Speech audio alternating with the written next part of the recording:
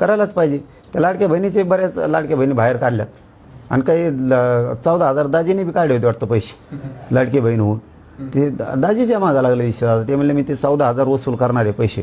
आता ती पण लाडकी बहिणीचंच दाजी आहे ना कुणीतरी. अरे जरी दाजीना काढले असले 14,000 तरी ते बायको आहेच ना दाजीला. ती तुमची बहीणच आहे ना मग लाडकी बहीण. मग दाजीचे पैसे हाणायला लागले ना फडणवीस साहेब.